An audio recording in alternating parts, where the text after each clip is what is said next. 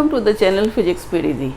आज हम लोग चर्चा करेंगे ग्रेविटेशनल फील्ड क्या है, इस फील्ड की इंटेंसिटी या स्ट्रेंथ क्या है, इसे कैसे मेज़र करते हैं और अर्थ का ग्रेविटेशनल फील्ड अर्थ के बाहर सरफेस पर, अर्थ के अंदर कैसे वेरी करता है। एक हॉलो शेल ले लें तो कैसे वेरी करता है, क्या है ग्राफिकल रिप्रेजेंटेशन, ये सारी चीज़ें आज हम सब लोग डिस्कस करने वाले हैं। शुरू से आखिरी तक वीडियो को देखिएगा। हाँ, चैनल सब्सक्राइब करना कतई मत भूलिएगा। क्या होता है ग्रेविटेशनल फील्ड? इसको जानने के लिए सबसे पहले तो ये दिमाग में बैठाना होगा कि फील्ड एक इमेजिनरी कॉन्सेप्ट है, कोई ऐसी लक्ष्मण रेखा नहीं है कि बस यहाँ तक है ग्रेविटेशनल फील्ड। हर मास अपने चारों तरफ स्पेस मॉडिफाई करता है, यही मॉडिफाइड स्पेस ही ग्रेविटेशनल फील्ड है। फॉर एग्जाम्पल, अगर आप देखें, आपको यहाँ से आगे कुछ नहीं दिख रहा इस लाइन के इस तरफ, और ये यहाँ पर एक आपने बहुत छोटा सा, जिसे हम कहें पॉइंट मास, वो m रखा, तो देखते हैं कि जैसे इसको रखते हैं तो ये इधर की तरफ चलने लगता है, अट्रैक्ट होने लगता है। इसका मतलब क्या हुआ कि ये किसी ऐसे रीजन में है जिससे खिंचाव, पुल या मूव इस डायरेक्शन में हो रहा है। तो आपको ये क्यों मूव कर रहा है, मतलब एक्शन एट अ डिस्टेंस वाली कोई बात समझ में आती है ना। तो यहाँ पर अगर इसके पीछे अगर आपको ये हटा दिया जाए और देखा जाए, यहाँ पर एक बड़ा सा मास, पॉइंट मास वो भी है, वो m रखा है अगर, तो इसका मतलब क्या हुआ कि इसका मास ज़्यादा है इससे, तो दोनों के बीच में लगने वाला ग्रेविटेशनल फोर्स तो हम लोग देख चुके हैं। ये अट्रैक्ट हो रहा क्योंकि इसका मास कम है तो एक्सीलरेशन ज़्यादा है, तो ये मतलब ये इसकी तरफ अट्रैक्ट हो रहा है। क्यों? क्योंकि ये पॉइंट मास स्मॉल m इसके ग्रेविटेशनल फील्ड में है, इसके रीजन में है। मतलब क्या है कि फील्ड एक ऐसा इमेजिनरी दायरा है, ऐसा इमेजिनरी कॉन्सेप्ट है जिसको हम कैसे डिफाइन करेंगे कि पहले तो हमें दो बातें जान लेनी होगी कि हर मास अपने चारों तरफ के स्पेस को मॉडिफाई करता है, जो ग्रेविटेशनल फील्ड कहलाता है। जैसे ये मास है अगर, तो इसके चारों तरफ का सारा स्पेस क्या है, ग्रेविटेशनल फील्ड। हाँ, अब इसमें अगर हम कोई एक छोटा मास लाते हैं जिसका अपना फील्ड बहुत कम हो, तो जो एक पॉइंट मास, टेस्ट मास जिसे हम कह सकते हैं, अगर वो लाते हैं तो वो एक पुल, अट्रैक्शन फील करता है किसकी तरफ, इस पॉइंट मास, सोर्स मास की तरफ। ग्रेविटेशनल फील्ड कौन प्रोड्यूस कर रहा है, उसका फील्ड प्रोड्यूस करने का सोर्स क्या है, ये मास। तो जब ये इधर फोर्स फील करता है, अट्रैक्शन फील करता है, तो हम ये पता लगा सकते हैं कि जिस पॉइंट पर ये मास हमने रखा था उस पॉइंट पर कितना फोर्स लग रहा है। तो वो फोर्स किस वजह से लग रहा है, बिकॉज इस पॉइंट पर इस मास की वजह से एक ग्रेविटेशनल फील्ड है। तो how will you define gravitational field? Gravitational field हम कैसे डिफाइन करेंगे, उसके लिए हमें पता होना चाहिए कि gravitational field is a region in the surrounding of a point mass in which on bringing a test mass it experiences gravitational force। जैसे आपको डेफिनेशन लिखनी होगी ना, तो आप यही तो लिखोगे। क्या लिखोगे, एक बार मैं समझा दूं। ग्रेविटेशनल फील्ड किसी पॉइंट मास के चारों तरफ का वो क्षेत्र है, वो रीजन है जिसमें किसी भी पॉइंट पर अगर एक टेस्ट मास रख दिया जाए, छोटा पॉइंट मास रख दिया जाए, तो ग्रेविटेशनल फोर्स को एक्सपीरियंस करता है। अब फोर्स वेक्टर क्वांटिटी है, किधर एक्सपीरियंस करता है, उसी मास की तरफ जिसका ग्रेविटेशनल फील्ड में वो रखा गया है। तो ग्रेविटेशनल फील्ड की डेफिनेशन आपको लिखनी आनी चाहिए। कैसे? Region around a point mass in which at a point if another test mass is placed, it experiences a gravitational force in the direction of या towards the center of point mass। ठीक, याद रहेगा आपको। ये तो हो गया gravitational field. हर point mass की अपनी एक ग्रेविटेशनल फील्ड होती है, जैसे अर्थ भी। अर्थ के चारों ओर क्या है, एक ऐसा रीजन, तभी तो अर्थ के चारों ओर कोई भी ऑब्जेक्ट है तो क्या होती है, वो अर्थ से उसके सेंटर की तरफ एक फोर्स एक्सपीरियंस करती है, वही क्या कहलाता है, ग्रेविटेशनल फोर्स। हाँ, अब उस रीजन में किस जगह पर कितना फोर्स है ये कैसे पता चलता है, इसे मेज़र करते हैं, इसे कहते हैं इंटेंसिटी या स्ट्रेंथ ऑफ ग्रेविटेशनल फील्ड।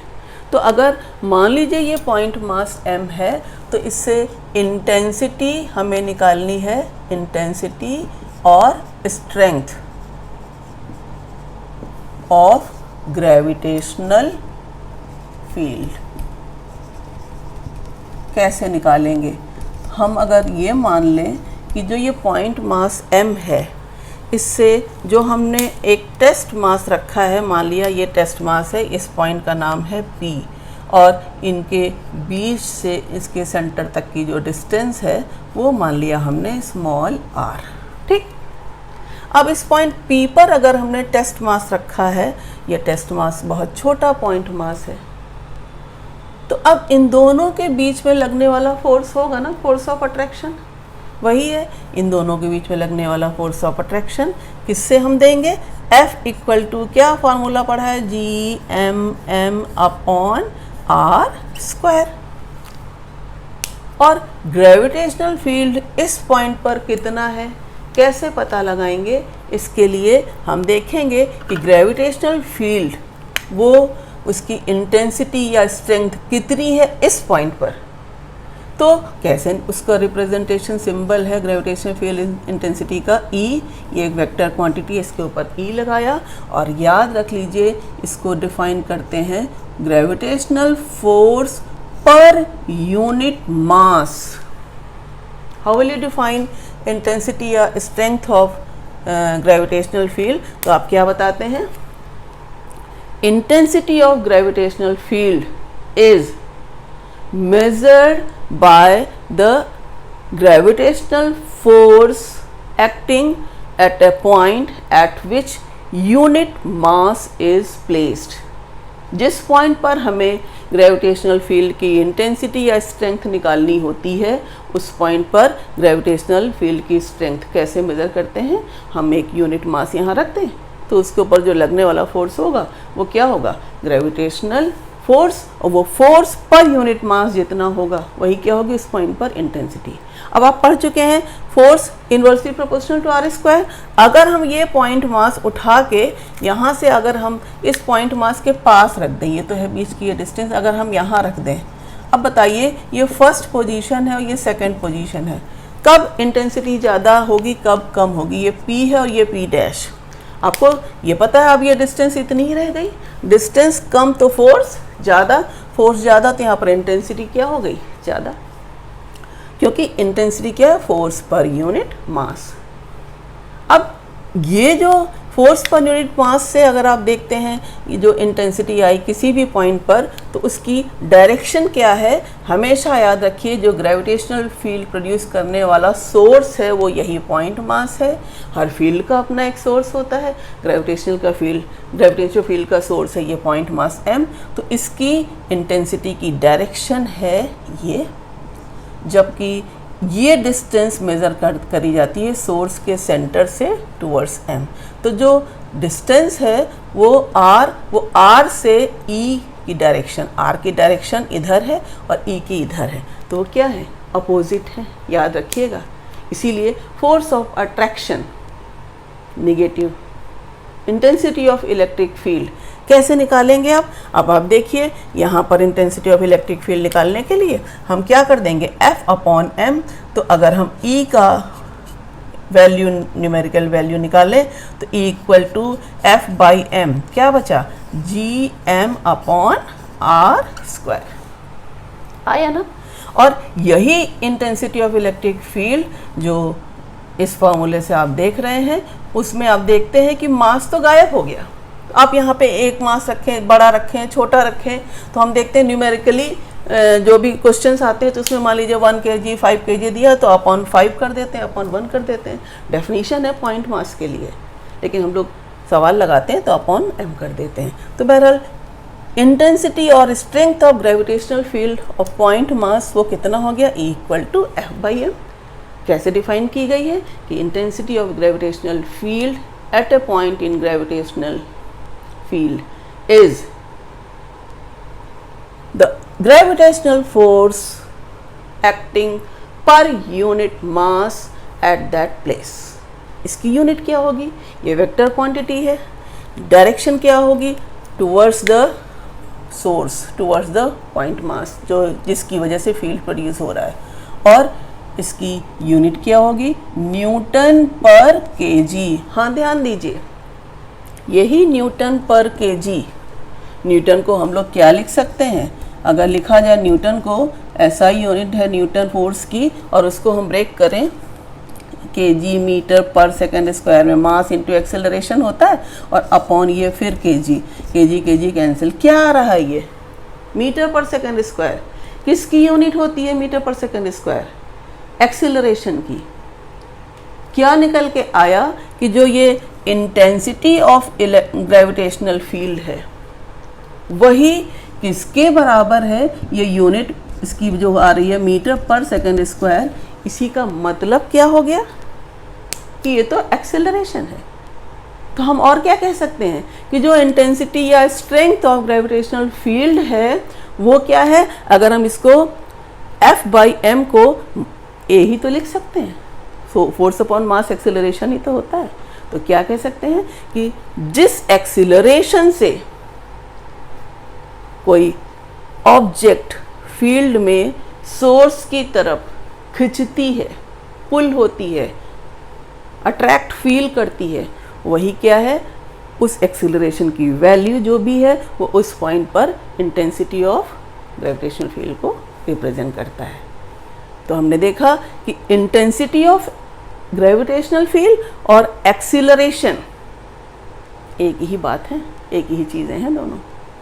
हमने देखा कि intensity of gravitational field due to a body और पॉइंट मास m, तो ये हम देख चुके हैं कि अगर ये पॉइंट ऑब्जेक्ट m है, उसके सेंटर से r डिस्टेंस पर हमने एक स्मॉल टेस्ट मास रखा है, मान लीजिए पॉइंट P पर, तो कितनी आई इंटेंसिटी, इंटेंसिटी है फोर्स पर यूनिट मास, कितना आया, फोर्स है Gmm अपॉन r स्क्वायर, और अपॉन m कितना आ गया, Gm अपॉन r स्क्वायर। इससे हमने देखा कि इफ r इज 0, मतलब हम कहाँ हैं, इस पॉइंट मास से जो डिस्टेंस नापी जा रही, इस डायरेक्शन नापी जा रही, r 0 कर दें, कहाँ पहुँच जाएंगे, उसके सेंटर पे। तो एट द सेंटर क्या होती है, एट द सेंटर जो इंटेंसिटी है ग्रेविटेशनल फील्ड की वो कितनी हो जाती है, 0। ठीक है, क्या है, F/m। इसी F/m को ही तो हम लोग कहते हैं एक्सीलरेशन। तो एक्सीलरेशन जो फ्रीली प्रोड्यूस्ड होता है किसी भी टेस्ट मास पर, जो किसी पॉइंट मास के ग्रेविटेशनल फील्ड में रखा गया है, उस टेस्ट मास पर प्रोड्यूस्ड एक्सीलरेशन ही है intensity of gravitational field due to a body. अब क्या है, कोई आपसे अगर ये पूछता है कि अर्थ के लिए बताओ, यहाँ पर मैं ड्यू टू अर्थ कर दूँ, है ना, intensity of gravitational field of earth. ठीक है, अब क्या करेंगे आप, अगर आपसे कह दिया जाता है अर्थ के लिए, तो हम जानते हैं कि अर्थ के लिए ये अर्थ का मास है, मान लिया हमने ये लिख दिया अर्थ, हाँ, और अर्थ की यहाँ से ये जो डिस्टेंस है यही तो है रेडियस। ठीक है, अब अगर हम इस पॉइंट P पर कोई ऑब्जेक्ट वही टेस्ट मास m रखते हैं, तो ये तो इंटेंसिटी है ही, एक्सेलरेशन है ना। इसको हम अगर लिख लें कि E equal to F/m, equation number 1 है। ठीक, अर्थ के लिए अगर हम लिख रहे हैं तो हम मान लेते हैं कि जो ये ऑब्जेक्ट है वो अगर हम उठा के इसके सरफेस पर रखते हैं, तो एट द सरफेस अगर आप देखिए तो एट द सरफेस क्या हो जाएगा, फोर्स हो जाएगा Gmm अपॉन आर स्क्वायर। क्यों? क्योंकि r इक्वल टू आर। अब ये जो डिस्टेंस है यहाँ से लेके यहाँ तक की डिस्टेंस जो है वो अब केवल इतनी बचेगी, ऑब्जेक्ट उठा के अगर यहाँ रख दी गई तो अब क्या होगा, इंटेंसिटी ऑफ ग्रेविटेशनल फील्ड, तो हम लिखेंगे F अपॉन m, यानी कि वो कितना बचेगा, gm अपॉन आर स्क्वायर, है ना, mm कैंसिल हो जाएगा। ये एक्सप्रेशन नंबर 2 है। यही एक्सेलरेशन जो हम यहाँ पर F अपॉन m को एक्सेलरेशन कह रहे थे, यहाँ पर अब वो पॉइंट ऑब्जेक्ट जो है वो हो गई अर्थ, जो बॉडी हो गई जिसकी इंटेंसिटी ऑफ ग्रेविटेशनल फील्ड हम नाप रहे थे, वो अगर अर्थ हो गई तो अर्थ की सरफेस पर अगर हमने कोई पॉइंट मास रख दिया तो अर्थ की सरफेस पर पॉइंट मास, उसकी इंटेंसिटी F बाई m और ये gm बाई आर स्क्वायर। इसी F बाई m को अब हम क्या कहते हैं, एक्सीलरेशन ड्यू टू ग्रेविटी। मैंने पढ़ाया था ग्रेविटी किसे कहते हैं, वो फोर्स, ग्रेविटेशनल फोर्स दो ऑब्जेक्ट्स के बीच में लगने वाला, जिनमें से एक ऑब्जेक्ट अर्थ हो। अब यहाँ पर एक ऑब्जेक्ट अर्थ है और एक ये पॉइंट मास है, स्मॉल टेस्ट मास। तो अब ये gm upon R square acceleration due to gravity, equation 1 और 2 से देखिए, दोनों ही तो ई के हैं एक्सप्रेशन, तो वो हो गया। तो हम क्या दिखाते हैं, इसीलिए इसको कहते हैं small g equal to g by R square. पिछले वीडियो में हम लोग इसकी डिस्कशन कर चुके हैं। तो ये अर्थ की सरफेस पर ऐसे वेरी करता है, ये हमने देखा कि एक्सीलरेशन ड्यू टू ग्रेविटी और इंटेंसिटी या strength of gravitational field of earth दोनों सेम चीज़ है। Gravitational field due two point mass हमने देख लिया।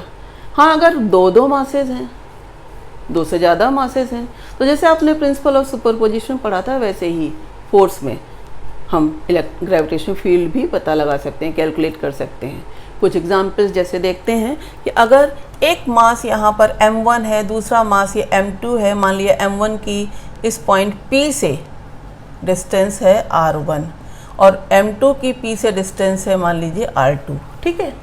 P पर कितना ग्रेविटेशनल फील्ड होगा, हमें पता है कि जो ग्रेविटेशनल फील्ड की डायरेक्शन होती है वो उस पॉइंट मास से किधर होती है, सोर्स की तरफ। भाई m1 का ग्रेविटेशनल फील्ड होगा तो P से इसकी तरफ हम मिला देंगे, ये है ना m1 से।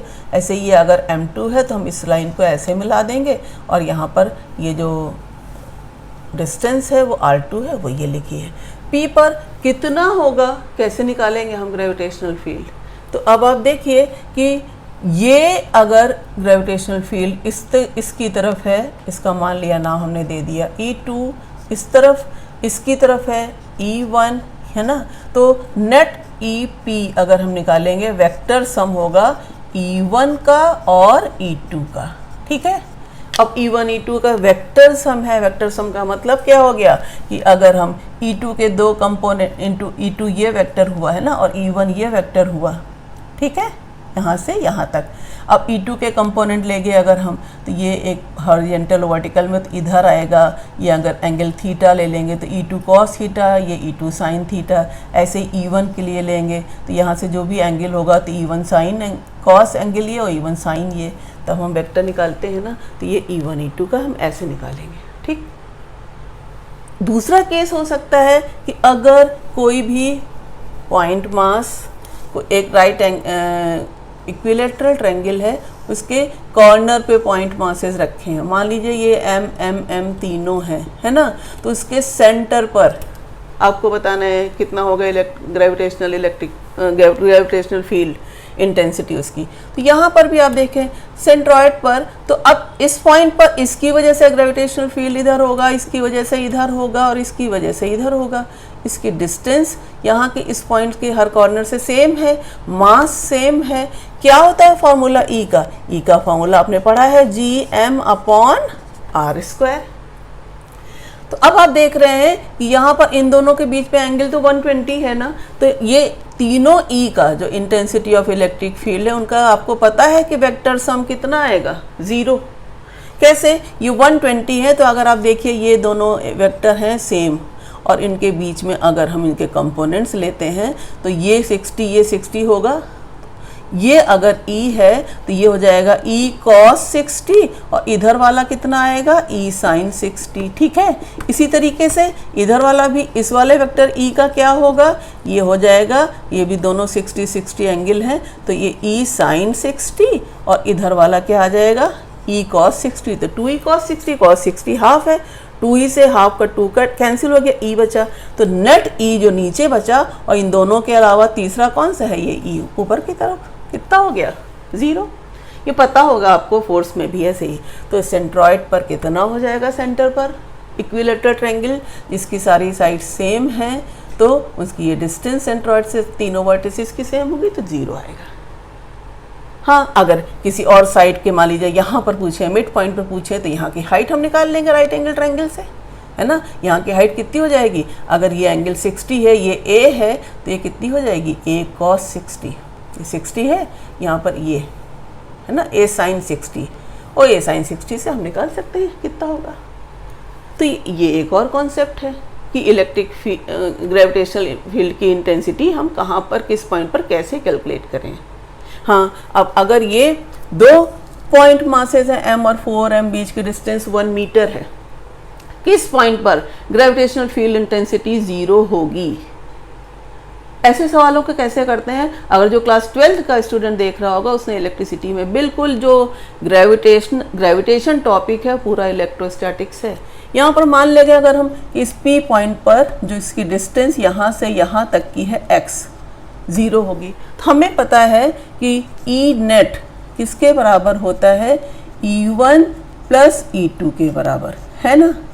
अब इसकी यहाँ से जो P पॉइंट पर इसकी इंटेंसिटी होगी वो इस तरफ होगी और इसी P पॉइंट पर इस मास की वजह से इंटेंसिटी इस तरफ होगी। E1 और E2 दोनों हैं कैसे, एक दूसरे के अपोजिट। हमने क्या लिया है कि क्वेश्चन कह रहा है कि किस पॉइंट पर E नेट की वैल्यू कितनी हो, 0। तो इसको अगर हम 0 रखेंगे तो E1 equal to mod of E1 equal to mod of E2 ही तो आएगा, माइनस साइन E1 माइनस उधर जाके E2 हो जाएगा, तो हमने मॉड लिया, माइनस नहीं लेते। अब आप E1 कैसे लिखोगे, वही GM अपॉन एक्स स्क्वायर यहाँ पर होगा और यहाँ पर क्या हो जाएगा, ये डिस्टेंस कितनी बचेगी 1 माइनस एक्स, तो क्या लिखोगे G into 4M upon 1 minus x का होल स्क्वायर। अब आप क्या कर सकते हो कि ऐसे सवालों में ये M कैंसिल, G कैंसिल, क्या होगा, दोनों तरफ का स्क्वायर रूट ले लें तो यहाँ पर होगा 1 बाई एक्स इक्वल टू यहाँ पर हो जाएगा 2 upon 1 minus x. Cross multiplication कर लेंगे तो ये कितना आ जाएगा हमारे पास, 2x equal to 1 minus x, तो 3x equal to x, that means x equal to 1 upon 3 metre. x कहाँ से नापा गया था, m से, यानी m से 1 अपॉन 3 मीटर डिस्टेंस पर क्या होगी, 0। Net intensity due to both the masses will be 0। इसमें कुछ लोग पूछ सकते हैं कि स्क्वायर रूट लिया गया 4 का स्क्वायर रूट तो प्लस माइनस 2 होता, तो माइनस क्यों नहीं लिया। अगर हम माइनस लेते तो हमारे पास क्या आ जाता, 1 upon x equal to minus 2, 1 minus x क्या आ जाता, 1 minus x equal to minus 2x।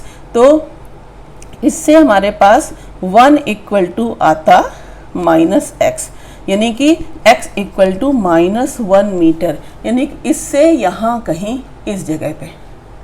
लेकिन ये आंसर नहीं लेंगे, याद रखिएगा क्यों, क्योंकि इस पॉइंट पर इंटेंसिटी इस मास की वजह से भी इस तरफ और इस मास की भी वजह से इस तरफ इंटेंसिटी की डायरेक्शन क्या होती है, उस सोर्स की तरफ जिसकी वजह से वो प्रोड्यूस हो रही थी, दोनों सेम डायरेक्शन में होती, तो क्या ये 0 होता। तो क्यों नहीं लेंगे माइनस, इस चेक करके आपको देखना, हर सवाल में ऐसा नहीं होता। तो आप देख रहे हैं अगर इसके पीछे आ रही है वो वैल्यू तो हम नहीं लेते, तो इस पॉइंट को भी ध्यान में रखना होगा। तो हम ये वाला जो माइनस साइन है वो हम कंसीडर नहीं करते।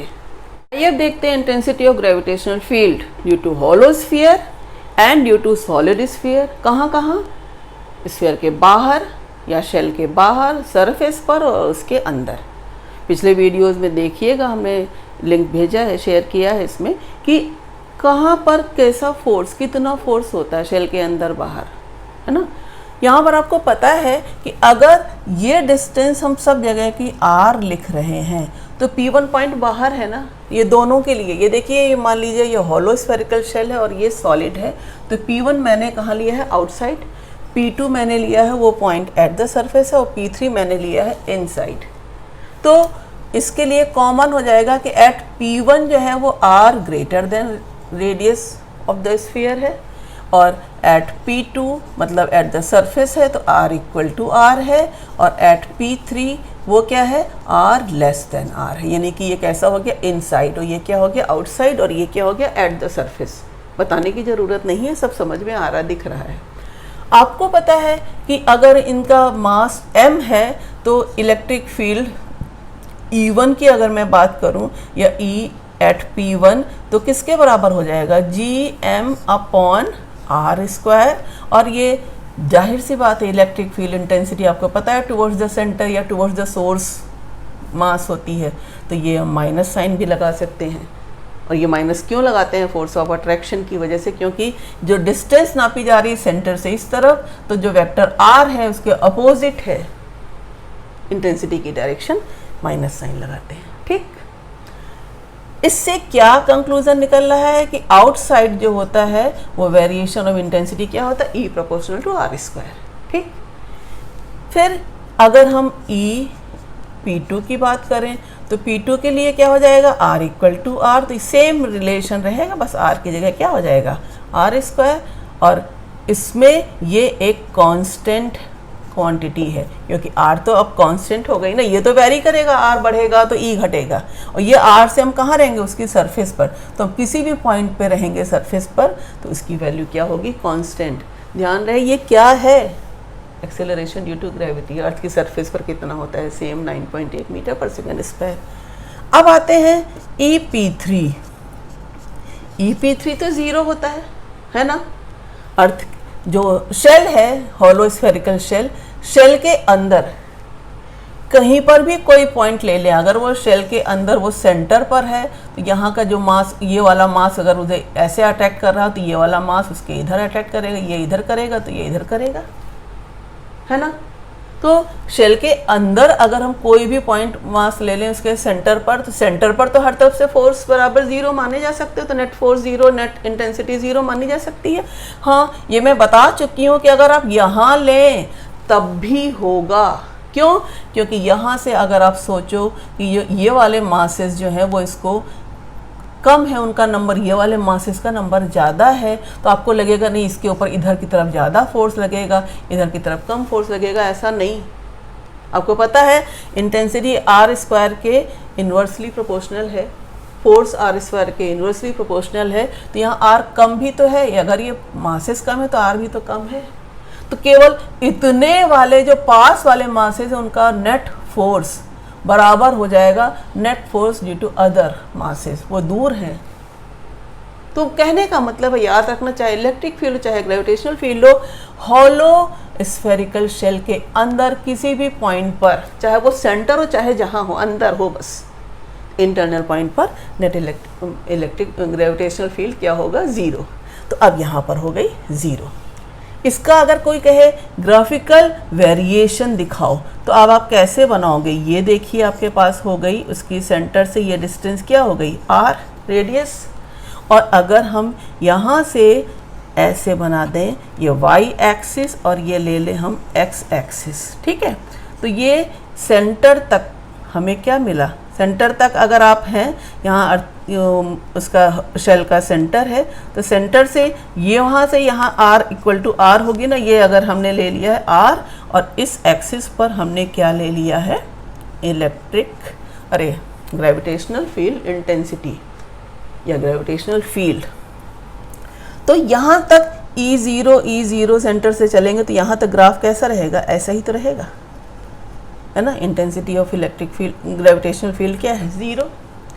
जब आप यहाँ पे पहुँचोगे तो आप कहाँ पहुँच गए, सरफेस पर, और सरफेस पर उसकी वैल्यू कितनी है, देखिए सेंटर से अंदर तक ज़ीरो रहा, यहाँ पर आप लिख सकते हो कि E इक्वल टू ज़ीरो। अब यहाँ पर उसकी कुछ एक कांस्टेंट वैल्यू है, तो वो मान लिया आपने इतनी हाइट दे दी ग्राफ में, ये आप कहाँ पर आ गए, एट द सरफेस, ठीक है। उसके बाद इन्वर्सली प्रोपोर्शनल वेरिएशन डिस्टेंस के साथ में है, तो आपने ये दिखा दिया, ये E inversely proportional to distance square. यहाँ पर कहाँ पर आ गए हैं आप, ये क्या लिखेंगे हम इस जगह पर, at the surface of the shell. तो शेल के लिए इंटेंसिटी ऑफ ग्रेविटेशनल फील्ड का ग्राफ। यही चीज़ अगर हम इसमें पढ़ते हैं सॉलिड स्फीयर में, तब क्या होगा, सॉलिड स्फीयर में भी ई P1 की वैल्यू वही minus G M upon R square, अगर ये डिस्टेंस है तीनों आर, ठीक है, और यही एट P2 के लिए क्या हो जाएगा, minus G M upon R square. ये कांस्टेंट रहे और ये वेरिएबल है ना। वेरिएबल कैसे कि E inversely proportional to R square है। हाँ, E एट P3 हमें पता है, P3 पर अगर ये पूरा सॉलिड है तो उस सॉलिड में से इस R रेडियस का एक स्फीयर भी तो होगा। इस P3 का क्या सिचुएशन होगा, इस वाले के तो वो अंदर है और इस वाली शेल की कहाँ है, वो सरफेस पर है। तो P3 पर पिछला देखिएगा वीडियो मैंने दिखाया हुआ है, उसमें एक बार फिर मैं कैलकुलेट करके बता देती हूँ कि यहाँ पर P3 पर अगर कोई पॉइंट मास है, यूनिट मास है, तो इसके ऊपर इलेक्ट्रिक फील्ड कितना हो जाएगा, माइनस जी एम। ये वाला मास अगर एम डैश है तो M dash upon R cube, है ना। इसकी रेडियस क्या है, यहाँ से यहाँ तक की आर, है ना। अब एम डैश अपॉन एम अगर लिखा जाएगा तो किसके बराबर लिखा जाएगा, आर क्यूब। क्या होता है, एम 4/3 पाई आर क्यूब। और ये कैपिटल एम ये पूरा मास है, बाहर वाला सॉलिड, उसका क्या हो जाएगा, आर क्यूब। इससे हम एम डैश निकाल सकते हैं, कितना आएगा वो, M R cube upon R cube. तो हम अगर इसकी वैल्यू लिखते हैं E की, तो E की वैल्यू किसके बराबर हो जाएगी, माइनस जी एम डैश की जगह क्या लिखेंगे, एम आर क्यूब अपॉन इस आर क्यूब की जगह what is this is R square, है ना। तो यहाँ पे क्या हो जाएगा, आर स्क्वायर इंटू ये वाला आर क्यूब। अब देखते चलिए, तो minus G M upon R cube, इस आर स्क्वायर से ये कैंसिल होगा, क्या बचेगा, आर। ठीक, ये तो बड़े वाले स्फीयर के लिए सब कांस्टेंट वैल्यू है, ये उसकी रेडियस है बड़े वाले स्फीयर की, और ये उसका मास है कैपिटल एम, और ये एम डैश कौन सा मास है, इस छोटे वाले स्फीयर का, है ना, सॉलिड स्फीयर है। इससे हमने क्या कंक्लूजन निकाला कि E एट P3, ये हम लोग कहाँ पे निकाल रहे हैं, इनसाइड, तो E inside directly proportional to R है ना। तो इसका ग्रेविटेशनल इंटेंसिटी का अगर आपसे कोई कहे कि कर्व कैसा बनेगा, तो अगर मैं यहाँ पर ये शेल का, हॉलो स्फेरिकल शेल का ना होकर मान लूँ ये सॉलिड स्फीयर का है, मैं लिख दूँ अब यहाँ पर कि ये वाला जो ग्राफ है अब ये किसके लिए है, सॉलिड स्फीयर के लिए। तो सॉलिड स्फेरिकल शेल के लिए या सॉलिड स्फीयर के लिए क्या हो जाएगा, यहाँ पर अब आप देखोगे कि इस ग्राफ में केवल इतना चेंज आएगा कि वो सेंटर से लेकर उसकी सरफेस तक, ये इनसाइड क्या रिलेशन है, दिस वन। तो E directly proportional to R हो जाएगा। यहाँ पर यही सेम वही है, इलेक्ट्रिक वो ग्रेविटेशनल फील्ड इंटेंसिटी और ये डिस्टेंस फ्रॉम द सेंटर।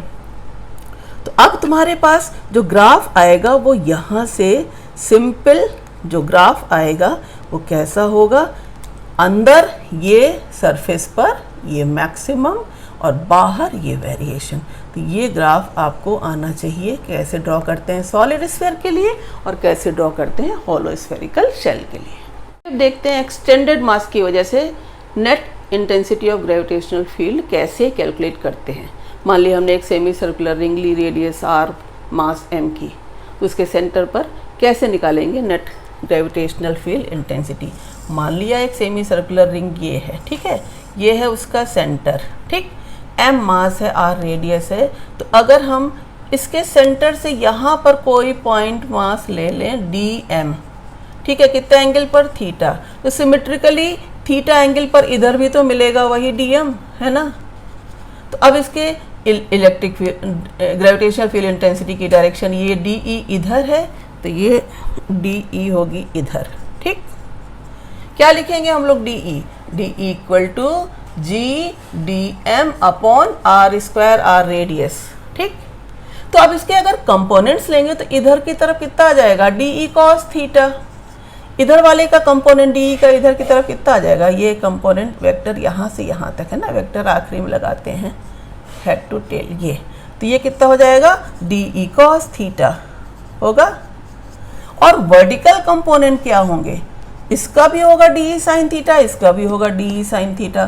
तो नेट कंपोनेंट वर्टिकल कितने हो जाएंगे इन मासेस की वजह से? 2 डी ई साइन थीटा। तो क्या खाली डी एम ही थोड़ी ना है, पूरे बहुत सारे डी एम से मिलके ही तो बनी है ना ये।